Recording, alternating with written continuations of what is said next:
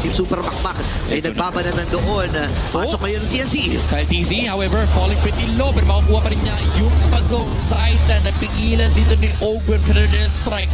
Targeting ni Fanny. Tutumba pa rin si Kyle TZ mula sa yo-yo ni Trimar and nawala din yung Zushin. Spirit Destruction umabot dito mula kay Benny Cutie pero pumunta siya actually dito sa middle lane na clear na yung baba. So ready lumaban dito yung TNC sa purple buff ng Team Falcons pero magdidesignation sila kasi Ng mga damo dyan eh. Oy! Ogwen with a flicker.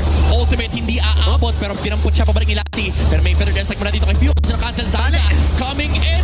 Throw taking down. You on the far side. Spirit Destruction. Mabalik mula kay Benny Cutie. Pero nagtulak lang sa may bandang ibaba. Free goal daw para sa TNC and libreng pagong ata para kay Zaida. Yun lang si Kyle TZ. Mag-go din ata siya dito. Aabutan ata. Paano execution? Pero na-retry na rin dito ni Side.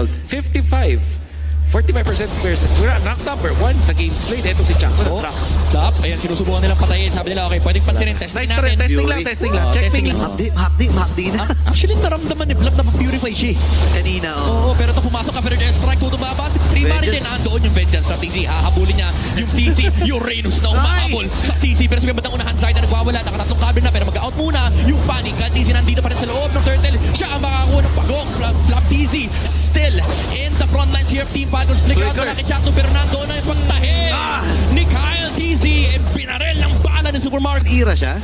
Masyang taper fade, parang may naalala ko pero ito, susubukan nilang tapisin din yung gilid ni Flap TZ. Actually, likuran, harapan na. Kasi may pang-counter set si Ogwen dito. Hinila yung tatlo ng TNC.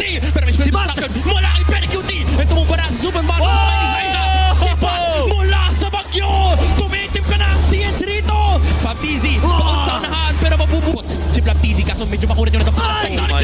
With the flicker. Spirit Destruction tumama sa bandang likuran si Kyle TZ. Tumatakbo pero tutumba na si Super Marco. Nanlalabang pa ito yung Uranus si Flap TZ. Pinatay yung bagyo. Pero si Mew sa may bandang unahan nakikipaglaro din sa mga yoyo ni Tamar.